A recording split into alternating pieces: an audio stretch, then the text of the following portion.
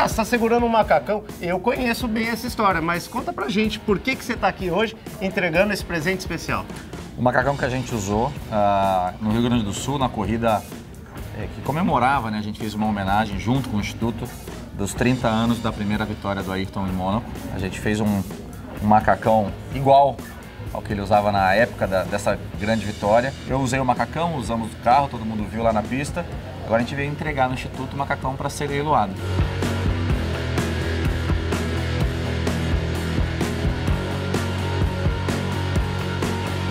Foi uma honra, é uma alegria assim. Todo mundo da minha geração, acho que todas as gerações, tem o Ayrton como o ídolo máximo do nosso esporte. Para mim não é só o do nosso esporte, é do esporte nacional, uma figura nacional.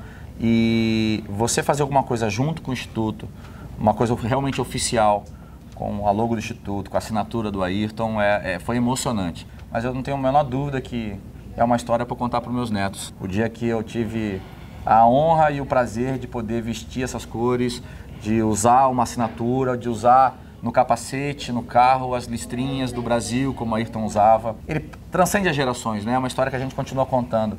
O meu filho de 4 anos já sabe quem é o Ayrton Senna, tipo, e brinca de carrinho de corrida e fala o Ayrton. Então, é um pouco resgatar a memória de quando eu era criança, ia no cartódromo, encontrava ele lá.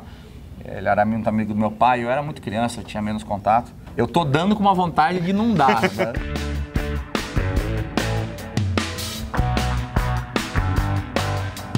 Eu ouvi dizer, inclusive, que você ganhou uma luva de presente do Ayrton, que ele te incentivou. Como é que era ter o Ayrton como esse tio legal aí que te ensinou a querer ser piloto? Talvez eu não tivesse a dimensão ainda do que seria ou do que era o Ayrton, né? A proximidade faz com que você trate como normal, trate como tio.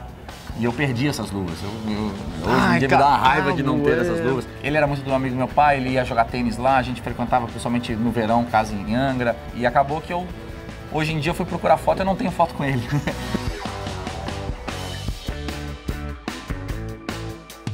Mas você sabe que até o Vettel falou isso sobre as redes sociais. Ele falou, não entendo por que as pessoas fazem tanta questão de tirar foto do lado do seu ídolo e tal, se na verdade a gente também pode ter grandes experiências, memórias, que isso às vezes é muito mais valioso do que uma própria foto. Eu acho que no seu caso, né, Kaká, realmente as experiências são que valem, né? Eu carreguei um troféu de uma vitória de Interlagos. Ele estava cansado e eu ia pegar carona com ele para ir embora junto com meu pai, né? Meu pai ia pegar carona e eu tava ali na rebarba e ele pegou o troféu e falou, segura aí, moleque, leva aí. E eu fui levando o troféu da vitória de Fórmula 1 Interlagos. Ele ia muito, ficava ali em casa nos primeiros anos dele de Fórmula 1, quando era os testes de pneus em Jacarepaguá. Era perto do autódromo, mais confortável. E aí eu lembro, eu era um molequinho, né, cara? Eu não tinha dimensão do que estava acontecendo lá em casa.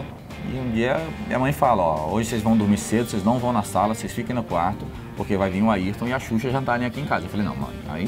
Pô, gente, peraí. Como é que eu vou ficar no 12 anos, 10 anos, mas você era baixinho, né? A rainha dos baixinhos, a Xuxa. Eu já era mais altinho, mas já era mais baixinho. Eu falei assim, mãe, não tem a menor possibilidade de eu dormir hoje. Não existe.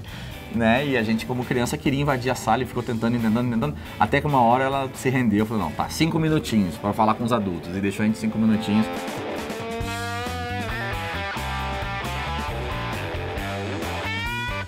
Pra você, o que o Ayrton te inspira até hoje quando você entra num carro da Stock Car, por exemplo?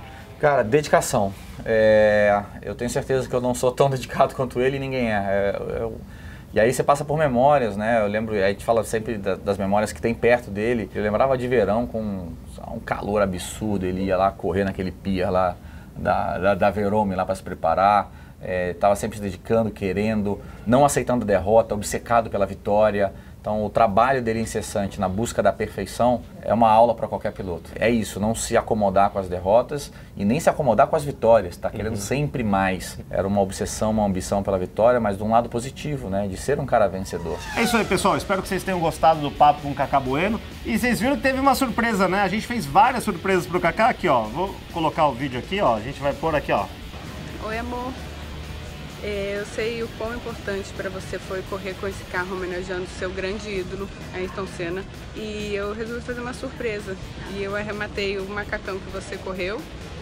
Quero te dar de presente, porque eu sei que vai ser muito importante para você ter ele para sempre. Não, mas isso foi marmelado, não é possível. Não, mas foi uma brincadeira. Você não sabia, tanto que ele chorou na transmissão do Sport TV. O mais importante, não só do leilão do macacão, de arrematar, É a questão da própria ação, né? Manter viva a memória do Ayrton e foi fantástico. A gente já falou tanto sobre esse assunto, foi fantástico, mas ainda poder, não só como muitas coisas eu guardei na memória, dessa vez não, dessa vez eu tenho uma peça para guardar em casa e vai ser guardado com muito carinho. Valeu demais, então. Valeu. Obrigado, Kaká. Nada, que isso.